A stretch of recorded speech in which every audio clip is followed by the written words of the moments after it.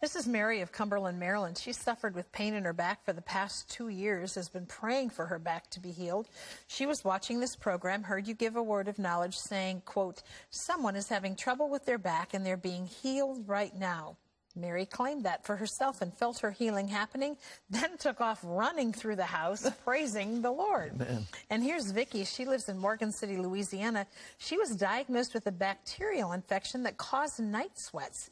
She was watching this program and heard you give a word of knowledge about someone with night sweats being healed and that the virus was being cleansed from their body. She claimed that for herself, was completely healed, called our prayer center to let us know that when she returned to her doctor, he was amazed that she had been healed. Well, we don't mean to bankrupt doctors, but we're going to take some business away from them. Amen. As the Lord does what he does.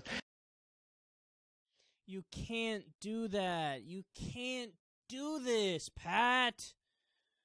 Stop and think about the difference between what Pat Robertson just did right there and the scrutiny that others are held to for making similar claims. If you have a pill that comes from GlaxoSmithKline and they say, this cures a virus, well, guess what? When they release a commercial discussing that pill and that cure, they have to list off all 472 different side effects. Hey, this might cause night sweats. This might cause diarrhea. This might cause you to shit yourself and tell your mother she's a whore. This might cause all these different side effects.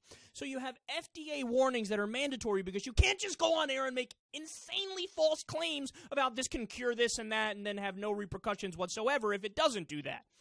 But Pat Robertson, no sense of responsibility or accountability whatsoever, brazenly, arrogantly goes out there knowing damn well he can't cure shit. And you think Pat Robertson isn't on Lipitor and 400 other medications that his doctor gave him? But he goes out there anyway and says, oh yeah, faith healing, prayer, whatever, man. This is what I do for a living. I sit down and all I got to do is think about you in a positive way, say a few words about healing, and then bada bing, bada boom, you're taken care of, you're done, and I'm so holy, I'm so special. Hopefully when I die, I become a saint or a prophet or some shit because I'm fucking full of shit. I'm a charlatan. I'm a bloviator. Okay, I'm a fucking liar. But here's the thing. Usually when we talk about Pat Robertson, it's all ha-ha, he-he, funny, silly, comedic, old fuckhead who knows nothing. No, in this case, it's dangerous. Because you and me look at this and we can still have that mindset of, shut up, Pat. But there are plenty of people in the United States of America. 40% of the country in a recent poll said that Jesus is going to come back by the year, 2040, 2050, something like that. That's 40% of people that are out of their minds. Minimum 25% of America, maximum 40% just total lunatics. So 4 out of 10 people watch that and they go, I have had this pain in my side for a while and I don't want to go to the doctor. That takes time and effort. Instead, let's just, I'll send a letter to Pat. Hopefully he prays for me. I'll sit here and watch the 700 Club and I'll pray to ask God to help me. And maybe that'll cure my problem.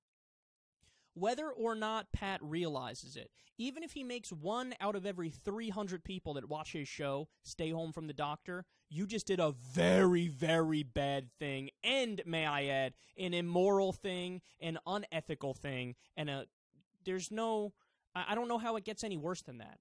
Because of your lying and your self-aggrandizement, okay, and your sleazy move to try to make people think you're special and you're better than you are, you may negatively impact people's lives in a way where it's a life and death situation.